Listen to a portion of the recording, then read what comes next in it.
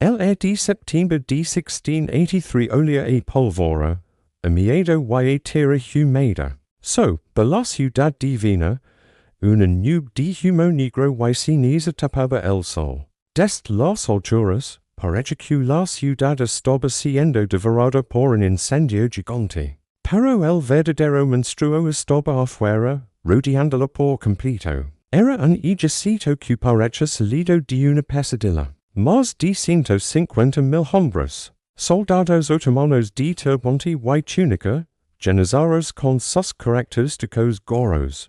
Caballería ligera tártara que se movía como el viento. Y enormes cacones que escupían fuego día y noche. Sus tiendas de con poca miles de ellas formaban una ciudad de lona y seda más grande que la propia Viena. En el centro, la tienda del gran vicequera Mustafa brillaba como un palacio, con fuentes de agua perfumada y alfombras traídas de los confines de su imperio. Dentro de los murales, la situación era desesperada.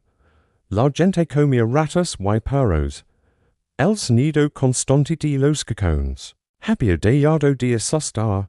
Ahora era solo un ruido de fondo, como un latido enfermo. Los defensores, exhaustos, miraban hacia el este cada mañana, esperando ver algo, cualquier cosa. Que no fueran más banderas otomanas.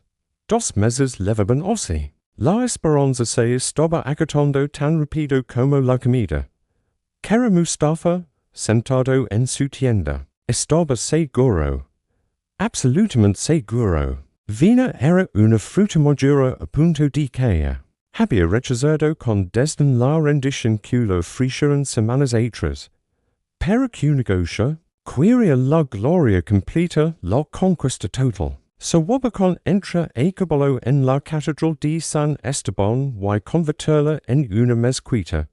Sería el hero que lleva el Islam al corazón de Europa. Su sultán, Mehmed IV, lo celebraría como el más grande de todos los visayas. Por eso, aquella mañana del 12 de septiembre, ordenó un ataque final. Quería acabar este día. Lo que él no sabía, o no quiso creer del todo, era que Europa, por una vez, había dejado de pelear entre sí. El Papa había hecho un llamado desesperado. Y algo inusual había sucedido. Habían escuchado. Desde el norte, marcaba un ejército de rescate. No era un ejército cualquiera. Lo lideraba un rey con fama de lobo guerrero. Juan III Sobieski de Polonia. Hombre grande, de carácter fuerte y con una fe inquebrantable en su misión.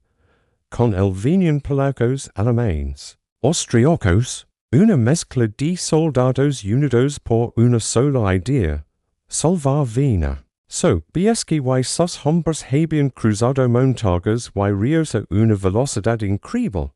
Ahora, estaban escondidos en las colinas boscosas del Wienerwald, al noreste de la ciudad. Desde allí, el rey polaco observó la escena. Vio el enorme campamento otomano, desordenado y confiado.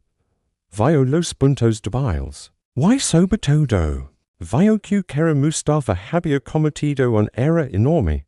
Había concentrado casi todas sus fuerzas en el asedio de la ciudad, pensando que ningún ejército se atrevería a desafiarlo. No había fortificado bien su retaguardia.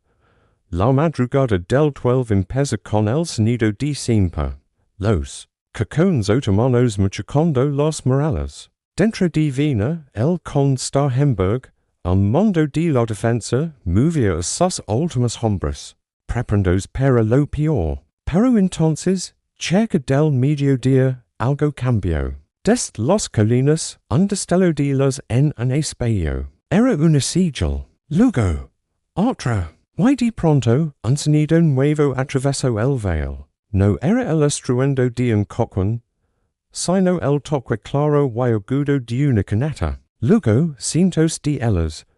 Un sonido que hablaba de orden, de disciplina, de caballería pesada. En los murales, un vigil grito hasta que das ronco, segalando hacia las colinas. Primero aparecieron los banderas. El estandarte rojo con el aguila blanca de Polonia. Los banderas del Sacro Imperio. Luego, una línea interminable de acero y color. Regimiento tras regimiento comenzó a desplegarse en la ladera. Como una ola de metal a punto de romper.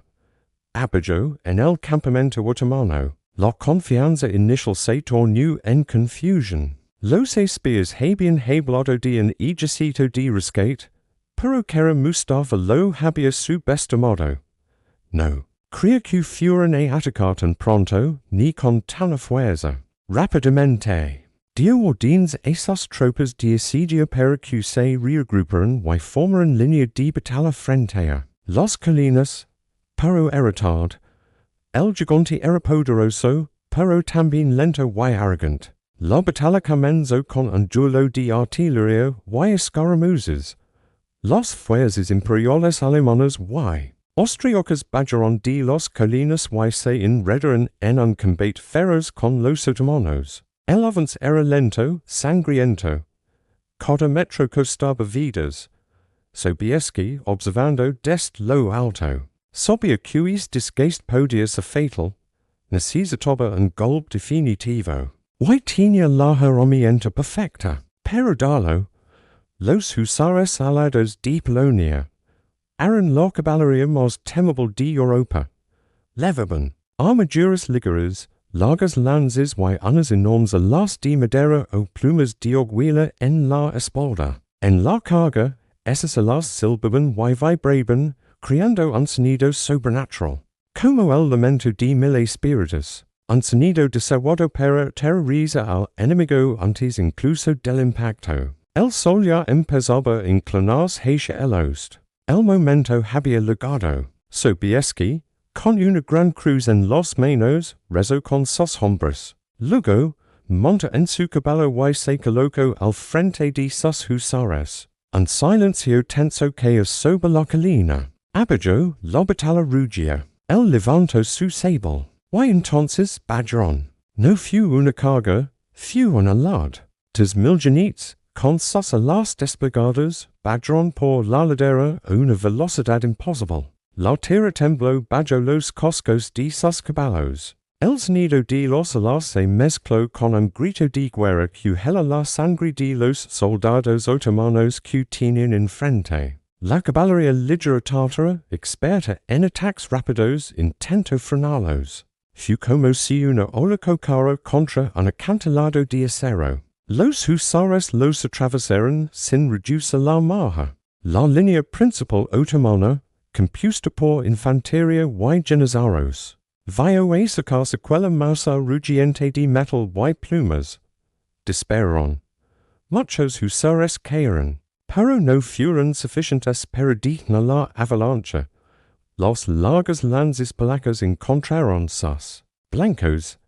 El impacto fue brutal, un choque de fuerzas que se sintió en todo el campo. La línea otomana se dobló, luego se quebró, y finalmente se rompió en mil pedazos. Fue el colapso. El pánico, es virus que puede destruir cualquier ejército, se extendía más rápido que la noticia. Los soldados otomanos, que habían combatido con valor todo el día, vieron aquella fuerza imparable que salía de las colinas y lo perdieron todo. Tiraron sus armas, sus banderas y corrieron para salvarse. La retirada se convirtió en una desbandada carga hacia su campamento principal. Cara Mustafa, desde su tienda de lujo, vio como su sueño de gloria se convirtió en una pesadilla en cuestión de minutos. Intentó ordenar a sus reservas que contuvieran la braja, pero ya no había tiempo, ni orden que valiera. El caos era absoluto. Sus guardias personales lo obligaron a montar en su caballo y abandonó todo. Su magnífica tienda, sus tesoros, sus cajones. Incluso el estandarte sagrado del profeta que había traído para celebrar la victoria. Todo quedó. Atrás, la caballería cristiana llegó hasta las mismas puertas de Viena, persiguiendo a los fugitivos. Dentro de la ciudad, la gente, al principio incrédula, empieza a salir de sus escondites. Vieron a los genites con los alas persiguiendo a los últimos otomanos. Un grito, primero tímido. Luego ensordecida, se levantó desde los morales. Era un grito de alivio, de alegría salvage. Habían sobrevivido. Al anochecer, el campamento otomano, que horizontes era un símbolo de poder, estaba siendo saqueado. Los vencedores encontrando riquezas inimaginables, cofres de monedas de oro, sedas, joyas. Café una bebida casi desconocida en Viena que pronto se popularizaría. Juan III Sobieski entró en la tienda abandonada de Kara Mustafa. Quentin que escribía una carta a su esposa esa noche, diciendo una frase simple y poderosa.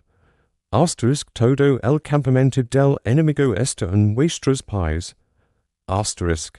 Pero la verdadera importancia de aquel día no estaba en el botín, estaba en lo que se había roto. El Imperio Otomano no solo perdió un ejército, perdió su leyenda. Durante siglos, Europa había vivido con el miedo constante a la media luna. Los otomanos eran el gigante invencible, la fuerza del destino que avanzaba sin parar. El 12 de septiembre de 1683, este gigante no solo fue detenido, fue derrotado de la manera más humillante posible, en pleno asalto final, por una carga de caballería que pasaría a la historia. Kara Mustafa logró escapar, pero no hubo misericordia para él.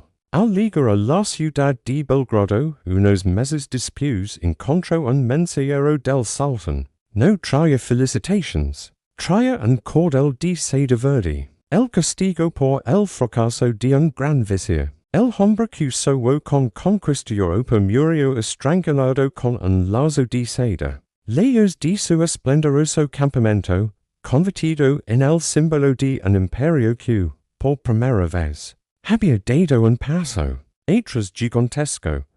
El primer y más brutal golpe había sido dado.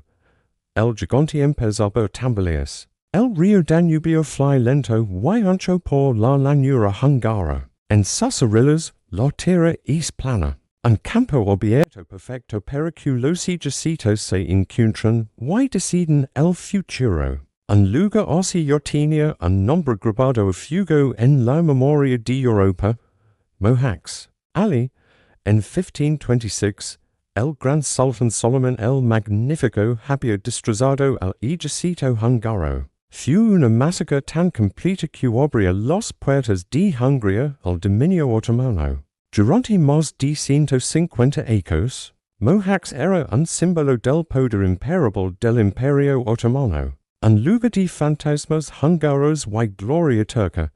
70 años después del desastre de Viena, en 1687, este mismo campo fue testigo de una escena increíble. Era como si la historia hubiera dado una vuelta completa, pero en sentido contrario. El ejército otomano, intentando recuperar terreno perdido, se encontró allí con las fuerzas de la Liga Santa, ahora llenas de una confianza nueva. Los Habsburgo, con el duque Carlos V de Lorena al mundo, habían aprendido de sus errores. Su ejército ya no era una colección de ciegos feudales peleando por su cuenta. Era una máquina más moderna, con mayor disciplina y una artillería que empezaba a ser temible. El gran visir otomano, sobre Suleiman Pasha, no era un incompetente, pero levaba sobre sus hombros el peso de una derrota reciente y la presión de un imperio nervioso. El sultán, la corte, todos esperaban una victoria que borrara la humiliación de Viena. Esa presión es monarquía en la guerra. Los dos ejércitos se desplegaron en la llanura, frente a frente. Los otomanos confiaban en su número y en la ferocidad de sus generales. Los soldados de la Liga Santa confiaban en algo más frío, la táctica. El duque de Lorena sabía que cargar de frente contra el centro otomano sería un suicidio. En vez de eso, Planio algo más astuto, la batalla comenzó con un movimiento de destrucción. La caballería cristiana carga contra un flanco del ejército otomano, atrayendo la atención. Sorry Suleiman Paya, pensando que ese era el ataque principal, movió sus reservas para reforzar ese lado.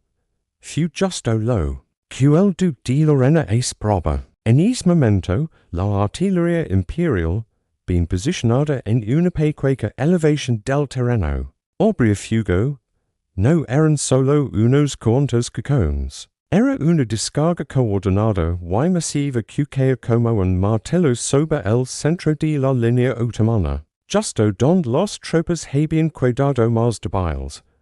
El estruendo fue ensordecida. La tierra suelta. En pedazos, hombres y caballos desaparecieron en nubes de humo y metralla. Fue el golpe que partió la batalla en dos. La línea otomana, desorganizada por el movimiento de tropas y ahora machacada por los canones, empezó a tambalearse. El duque de Lorena no esperó. Dio la orden de avance general. Lo que siguió no fue una batalla, fue un derrame. Las tropas imperiales, con infantería bien entrenada, avanzaron en formación cerrada. Sus mosques disparaban una y otra vez, creando una cortina de plomo. Los janízaros, acostumbrados a un combate más individual, no pudieron resistir la presión constante y ordenada. La Karen con su famoso valor, pero era como intentar contener una María con las manos. El pánico, otra vez es pánico que había empezado en Viena, se encendió como una chispa en un campo seco. Unos pocos soldados otomanos, viendo que la línea se rompía, dieron la vuelta y corrieron. Luego fueron días, luego semanas, y en cuestión de minutos, la retirada se convirtió en una estampida total hacia el río Danubio. Los soldados se tiraron al agua, tratando de cruzar a nado. Arrojaban sus armaduras, sus mosquetes, todo con tal de escapar. Muchos se ahogaron. Otros fueron capturados. El gran visir Sari Suleiman Pasha, Hayo del Campo, igual que Cara Mustafa antes que él, dejando hechos todo su campamento, su artillería, y miles de sus hombres muertos o prisioneros. La segunda batalla de Mohacs fue una victoria tan completa, tan aplastante, que resonó como un trueno en todo el continente. Pero su verdadero efecto, el más destructivo, no se sintió en los campos de Hungría. Se sintió a más de 1000 kilómetros de distancia, en el corazón mismo del imperio. En Estambul, la noticia de la catástrofe vaya rápido. Cuando llegó a la sublime puerta, el palacio del sultán provocó una conmoción instantánea. No era solo la pérdida de un ejército. Era como se había pedido. En el mismo lugar donde Solomon había forjado su leyenda, sus sucesores habían sido humiliados. El símbolo se había vuelto contra ellos. El sultán Mem IV no era un guerrero. Le gustaba más la casa, la vida tranquila en sus palacios. Durante ecos, los fracasos militares se habían ido acumulando, pero él seguía en el trono.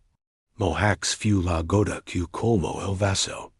El descontento, que murmuraba entre los cortesanos y los líderes religiosos, estalló en abierta rebelión. Los janízaros, la élite militar cuyo apoyo era clave para cualquier sultán, estaban furiosos. Sus hermanos habían muerto en el fango de Hungría por, a sus ojos, la incompetencia de los líderes. Exigieron cabezas. Y no se conformaban con la del gran visir. La tensión subió, como la temperatura, antes de una tormenta. Finalmente, los janízaros se amotinaron.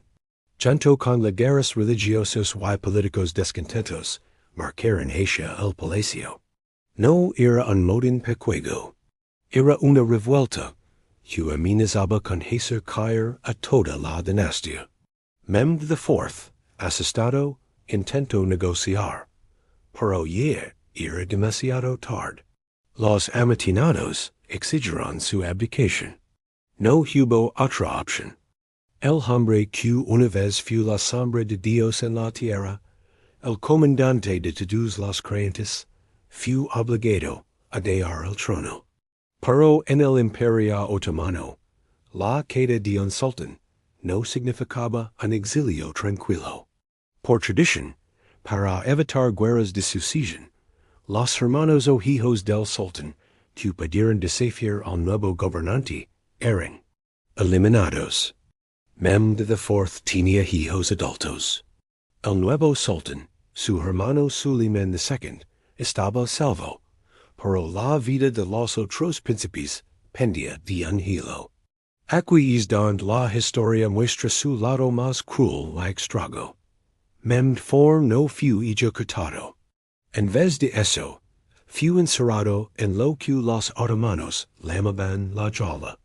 No era una jaula de barras, sino un conjunto de habitaciones lujosas dentro del palacio de Topkapi, desde donde no podía salir.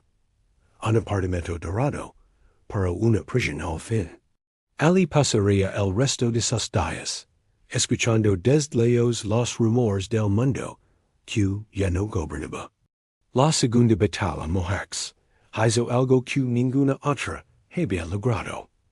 Llevó el desastre del campo de batalla directamente al trono. No se limitó a arrebatar territorio. Quebró la estabilidad interna del gigante. Demostró que una derrota militar podía hacer temblar los cimientos del poder, que podía destronar a un sultán y encerrarlo en una jaula dorada. El imperio había perdido el centro de Hungría para siempre, pero había perdido algo más valioso, la inviolabilidad de su líder. A partir de ese momento, todo sultán sabría que el fracaso en la guerra no solo significaba la pérdida de tierras, sino que podía costarle su libertad o su vida. El miedo había cambiado de bando. El mar Mediterráneo, en el siglo XVII, no era solo agua. Era una carretera de imperios, un campo de batalla líquido donde se decidía el control del mundo conocido. Y en el centro de ese mar, como una piedra preciosa custodiada por leones de piedra, estaba la isla de Creta. Durante generaciones, Creta había sido el orgullo de la Serenísima República de Venecia. La llamaban la perla de la Serenísima. Su capital, Candia, era una fortaleza increíble, con murallas tan gruesas que en su parte alta podían pasar carruajes de lado a lado. Pero en 1645, el Imperio Otomano puso sus ojos en ella. Y comenzó un asedio que se convertiría en la pesadilla más larga de la historia. 20 años. Ese es el tiempo que duró el asedio de Candia. 20 años de bombardeos de minas y contraminas, de ataques desesperados y defensas heroicas. Una generación entera de hombres nació, creció y aprendió a pelear entre aquellas murallas. Del lado otomano, miles y miles de soldados llegaban, combatían y morían en las aridas llanuras frente a la ciudad, como una María humana que chocaba una y otra vez contra el muro de piedra veneciano. Destroza derrota otomana en Viena en 1683. Un viejo y experimentado almirante veneciano vio su oportunidad. Se llamaba Francesco Morosini. Era un hombre duro, frío como el mármol, con una obsesión en recuperar para Venecia todo lo perdido, y sabía que sin el dominio del mar, el Imperio Otomano no podía sostenerse. Morosini no se lanzó directamente sobre Candia. Era demasiado listo para eso. En vez de atacar el corazón, empezó por cortar las arterias. Con una flota poderosa y bien equipada, comenzó una campaña meticulosa por el mar Egeo. Su objetivo eran las islas y los puertos que los otomanos usaban para enviar refuerzos y suministros a Creta isla tras isla, fortín tras fortín, cayeron en manos venecianas. Morosini era implacable. Su estrategia era simple en bloquear, aislar y estrangular, sin provisiones frescas, sin nuevos soldados. La guarnición otomana en Kendía, aunque victoriosa por haber tomado la ciudad, tras el largo asedio, empezó a sentirse cada vez más sola y vulnerable. La victoria otomana en Creta, tan duramente ganada, empezaba a parecer un tesoro envenenado. Finalmente, Morosini decidió que era el momento. Puso rumbo a Creta. ¿O no fue una llegada silenciosa? La flota veneciana, con sus altos mástiles y sus banderas con el león de San Marcos, apareció en el horizonte como una mancha de nubes de guerra. Los vigías otomanos en los fuertes de la isla debieron sentir un escalofrío. No era un ataque cualquiera. Era la venganza de Venecia, tardía, pero calculada. El asalto a la isla fue una operación militar moderna para su época. Morosini no confiaba solo en la fuerza bruta. Usó desembarcos anfibios coordinados, bombardeos navales precisos, contrapuntos clave de las defensas y movimientos de tropas en tierra que cortaron las comunicaciones entre las fortalezas otomanas. La lucha fue feroz, calle por calle, casa por casa. Los otomanos defendían con la desesperación de quien sabe que está atrapado. Pero los venecianos y sus aliados, mercenarios griegos y alemanes, principalmente peleaban con la furia de quien recupera algo que considera suyo. Además, llevaban años esperando este momento. La moral era muy diferente. El punto culminante fue el asedio a la propia Candia, la fortaleza que una vez había resistido 2 décadas. Ahora, los papeles se invertían. Los otomanos estaban dentro y los venecianos fuera. Pero Morosini había aprendido las lecciones del pasado.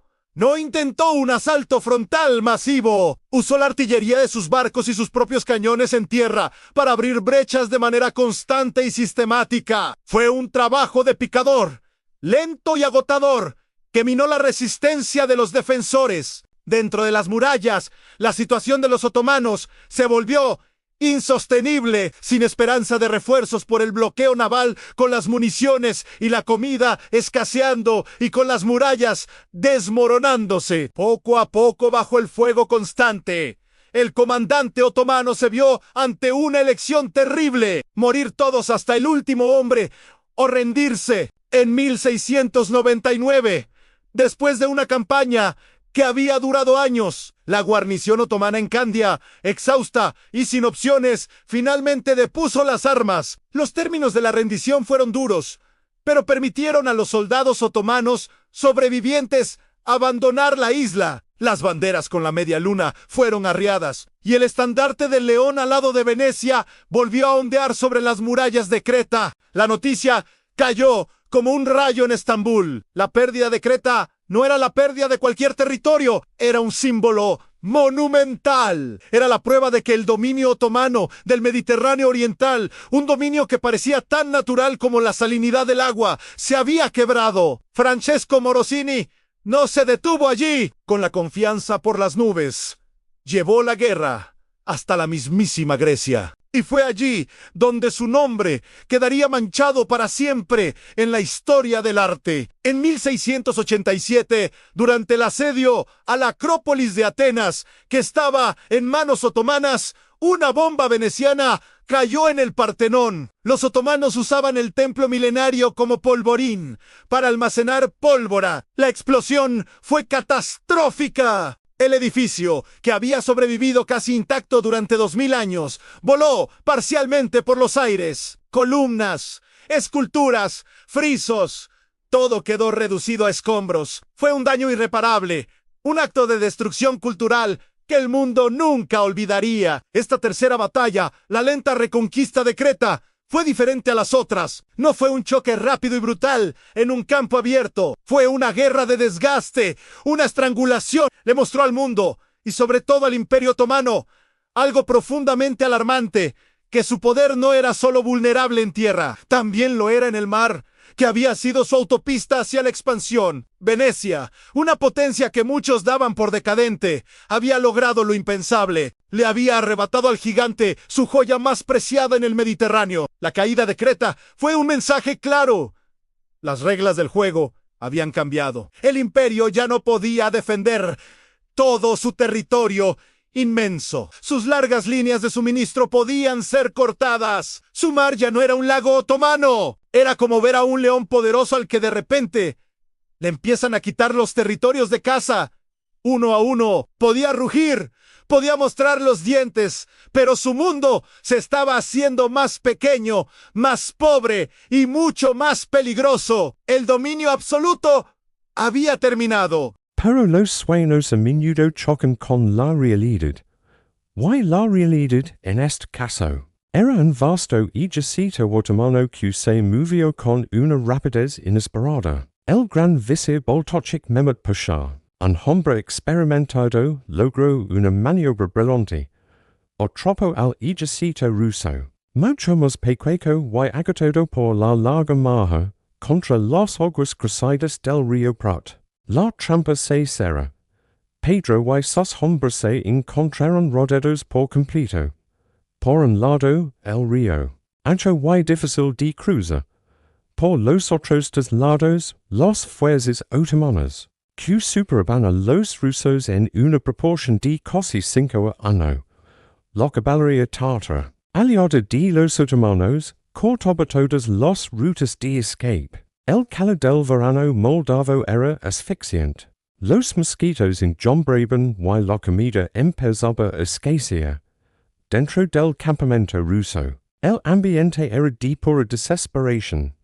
Pedro el Grande, un hombre de 2 metros de altura, de energía brutal y temperamento feroz, se vio acorralado. Revisaba los mapas una y otra vez, pero no había salida. Sus oficiales hablaban en voz baja, evitando su mirada. Todos sabían lo que estaba en juego. No era solo la derrota. Era la posibilidad real de que el zar, el reformador de Rusia, fuera capturado. Sería la humiliación suprema, un golpe del que el joven imperio tal vez no se recuperaría. Pedro incluso escribió una carta, una especie de testamento, dando instrucciones por si era tomado prisionero. La derrota parecía inevitable. En el campamento otomano, en cambio, la atmósfera era de euforia contenida. El gran visir Boltochik Mehmet sabía que tenía en sus manos la oportunidad del siglo. No solo podía destruir un ejército ruso, podía capturar o matar al mismísimo zar. Un golpe así cambiaría el equilibrio de poder en Europa del Este para siempre. Los espías le confirmaban la desesperación en el campamento enemigo. Sus tropas estaban ansiosas por el asalto final. La victoria total estaba a un paso. Y entonces ocurrió lo que nadie, ni en Rusia ni en Europa, podría haber previsto.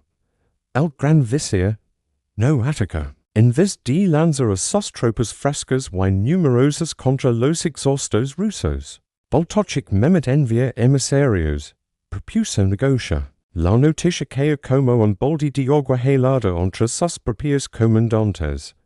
Negocia, ahora, cuando el enemigo estaba prácticamente rendido. Pero el gran visir tenía sus razones. O al menos eso creía él. Los rumores, que luego se convertirían en leyenda, hablaban de 2 presiones principales. La primera era visible. Se dice que la zarina Catalina, la esposa de Pedro, que lo acompañaba en la compoca, reunió todas las joyas, el oro y los objetos de valor que tenían consigo el zar y los oficiales superiores, un tesoro no oficial. Este botín, o una gran parte de él, habría sido enviado de manera discreta a la tienda del gran visir como un regalo. Para ablandar las negociaciones. Era un soborno monumental. Pero barato si el precio era salvar al zar y al ejército. La segunda razón era más estratégica y más temible. Circulaban noticias possiblemente exageradas por los rusos. DQ1 segundo ejército ruso de refuerzo se acercaba. Baltochik Mehmet. Quizzes recordando las lechones de Mohacs y Viena. Donde la confianza excesiva había llevado al desastre, no quería arriesgarse una batalla. Incluso una victoria podría costar muchas bajas. Y si luego llegaban esos refuerzos y encontraban a su ejército debilitado. Mejor una victoria segura y lucrativa que una gloriosa pero sangrienta. Así que se senta a la mesa. Y las conditions que acordó, vistas desde Estambul, fueron un escándalo de modestia. Pedro el Grande tuvo que permitir devolver la fortaleza clave de Azov en el Mar Negro, que había capturado ecos antes. Tuvo que comprometerse a destruir otras fortalezas rusas en la zona. Y no interfiere en los asuntos de los cosacos, aliados de los otomanos. A cambio, el y todo su ejército podían retirarse libres, con sus armas, sus banderas y su honor militar intacto. Fue un intercambio increíble. Pedro entregó un bien territorial pero salvo a la reina el mismo y su ejército profesional. Firmó el tratado con un alivio que debía sentirse como un mareo. Luego, rápido y en orden, los rusos cruzaron el río y se marcaron, casi sin creer su buena suerte. Cuando la noticia de este acuerdo llega la capital otomana, la reacción no fue de celebración, sino de furia y incomprensión. El Sultan Ahmed III, sus consejeros, los janízaros, todos esperaban noticias de una victoria resonante, de la captura del zar. En vez de eso, recibieron un informe de que el enemigo, atrapado y listo para ser aniquilado, había sido destruido. A cambio de una fortaleza que se consideraba medio perdida y unas promesas que todos sabían que Pedro intentaría romper en el futuro. Baltochik Mehmet Pasha fue destituido de inmediato y enviado al exilio. Se convirtió en el chivo expiatorio de una oportunidad histórica desperdiciada. Pero el problema era más profundo que un solo hombre. El incidente del río Prat reveló una enfermedad en el corazón de la maquinaria de guerra otomana. Reveló una versión nueva al riesgo total. Mostró que la élite otomana, tal vez cansada de décadas de guerra, prefería un beneficio seguro y inmediato oro. Una fortaleza a la aniquilación completa del enemigo, que era costosa y incierta. Habían perdido el instinto del depredador que da el golpe final. Ahora eran administradores, no conquistadores. Para Pedro el Grande, el río Prat fue la lección más valiosa de su vida. Una lección de humildad y suerte. Regresó a Rusia con su ejército, su suegro mediterráneo aplazado, pero con una determinación de hero. Se dedicó los siguientes años a reformar su ejército con más fuerza, a construir una marina desde cero, a modernizar su país a un ritmo frenético. Había visto de cerca las fuerzas del Lenin, y el Lenin, por razones que él no terminaba de entender, había dudado. Esta cuarta batalla, o más bien la no batalla del Prat, fue quizás la más peligrosa de todas para el Imperio Otomano. Porque no perdió territorio significativo este día. Lo que perdió fue algo más valioso, el respeto. Y le dio un regalo envenenado a su enemigo más hambriento y decidido.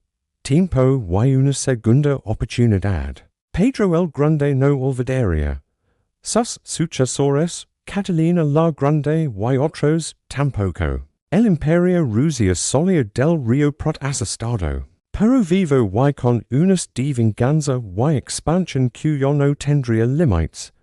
El Gigante Otomano, en cambio, había mostrado que su rugido yo no asustaba a todos, que se podía negociar con él, incluso desde la posición más débil. Era una grita en su armadura que, con los ecos, se haría cada vez más grande y profunda. El verano de 1774 olio tierra seca y polvo de caminos. En una colina boscosa cerca de un pequeño pueblo búlgaro llamado Kozludzha, el silencio era pesado, cargado de tensión. Dos ejércitos se observaban a través del veil. Uno era enorme, colorido, lleno de estandartes que ondeaban con la media luna. El ejército otomano, una vez más, se desplegaba en toda su aparente magnificencia. Decenas de miles de hombres, janízaros con sus largos mosquetes, caballería ligera, cacones pesados traídos con gran esfuerzo. Su mundo lo tenía un gran visir decidido a dar un golpe definitivo. Al otro lado, el ejército ruso parecía una sombra en comparación, mucho más pequeño, más sobrio en sus colores. Pero había algo en su quietud que resultaba inquietante. No había movimientos desordenados, ni ruido excesivo. Solo filas rectas, quietas, esperando. Al frente de este ejército estaba un hombre pequeño, de complexión delgado y rostro enjuto. No parecía un hero de leyenda. Vestía un uniforme simple y solía montar un caballo pequeño. Se llamaba Alexander Suvórov, y era, sin que los otomanos lo supieran aún, el mayor general de su tiempo. Un genio militar que creía entes cosas por encima de todas, velocidad, sorpresa y la bayoneta. Suvórov no creía en las guerras de desgaste, en los asedios largos o en quedarse esperando. Su filosofía era simple: golpea rápido, golpea duro. Y no dices que el enemigo recupera el aliento. Mientras el comandante otomano planeaba un ataque masivo y tradicional para el día siguiente, Suvórov decidía que la batalla sería ese mismo día, y que empezaría en ese mismo instante. Sin dar un discurso grandilocuente, dio órdenes secas y precisas, su ejército,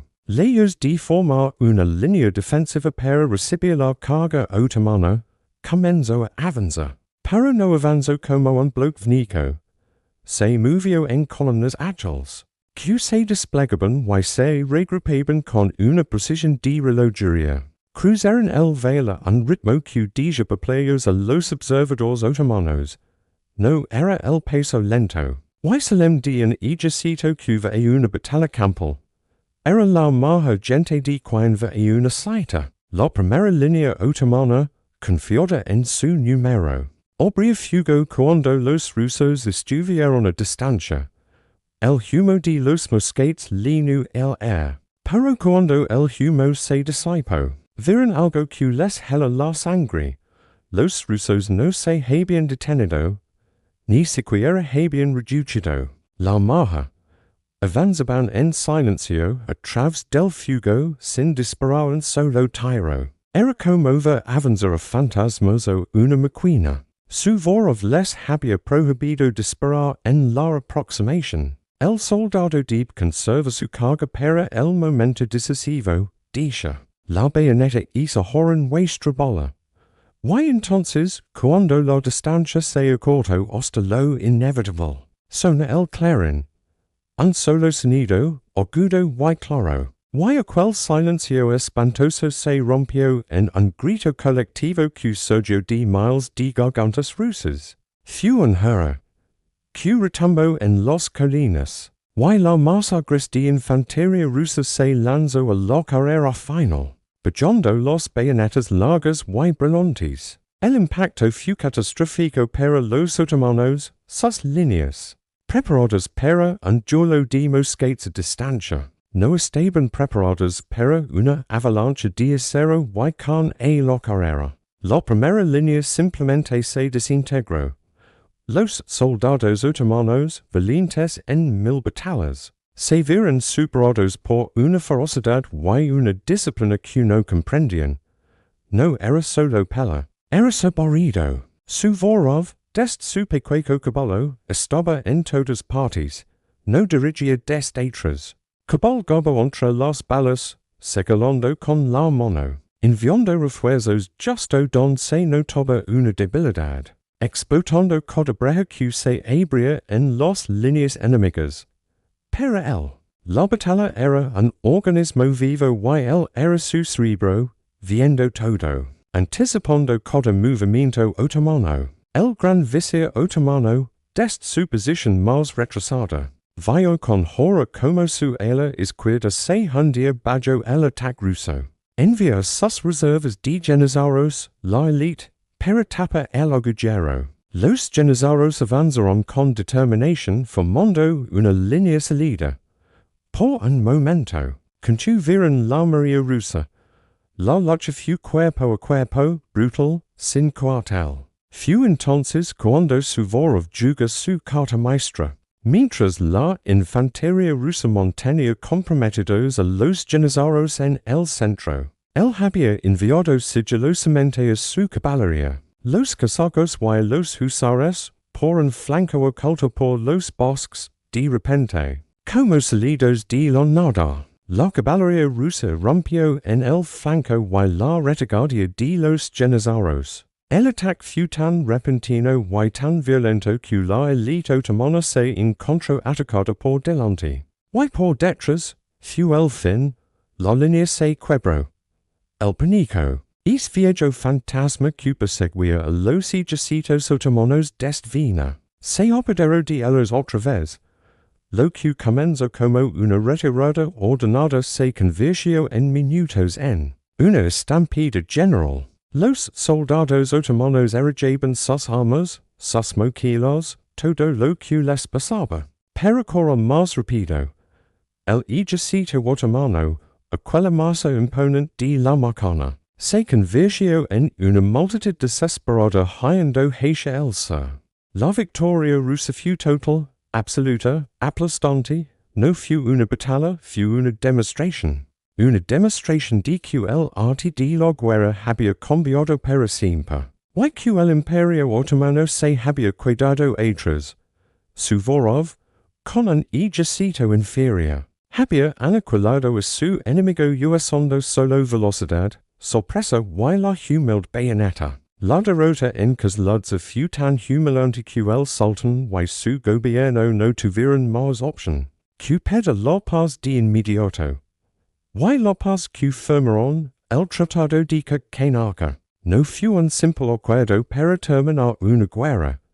Fue el documento más doloroso que el Imperio Otomano hubiera firmado hasta entonces. En él, no solo perdieron enormes territorios, incluyendo la crucial península de Crimea, que pasaba a ser independiente y pronto, bajo influencia rusa. No solo tuvieron que pagar una indemnización enorme de guerra. Hubo una cláusula, la cláusula número 7, que resonó como un trueno en Estambul y en todo el mundo diplomático. Por primera vez en la historia, el Imperio Otomano tuvo que reconocer formalmente que el Imperio Ruso tenía el derecho a interceder a favor de los cristianos ortodoxos, que vivían dentro de sus fronteras. Es decir, Rusia se convirtió en protectora oficial de millones de súbditos otomanos. Era como si un vecino poderoso te obligara a firmar un papel, diciendo que tenía derecho a entrar en tu casa para proteger algunos de tus hijos. Era una herida profunda en la soberanía otomana, una grita legal por la que Rusia, en el futuro, podría meter una cuca y partir el imperio en dos. Esta quinta y última batalla fue el golpe de gracia militar. Kozludzha demostró que la diferencia ya no era de violencia o de números. Era de ciencia. Era de táctica moderna contra tradición antigua. El gigante otomano no solo había sido expulsado de Europa, yacho ahora en el suelo, sangrando territorio, dinero y, lo más importante, su dignidad como potencia independiente. A partir de ese momento, los diplomáticos europeos empezaron a referirse al Imperio Otomano con un nombre nuevo, un nombre que llevaría hasta su final, el enfermo de Europa. Ya no era un conquistador a tema, era un paciente agonizante, cuyas vastas posesiones serían, desde entonces, observadas con havidas por los potencias que esperaban el momento de repetérselas. La era de los grandes batallas expansionistas había terminado. La larga y lenta agonía del imperio, vigilada por los Bitris, había comenzado.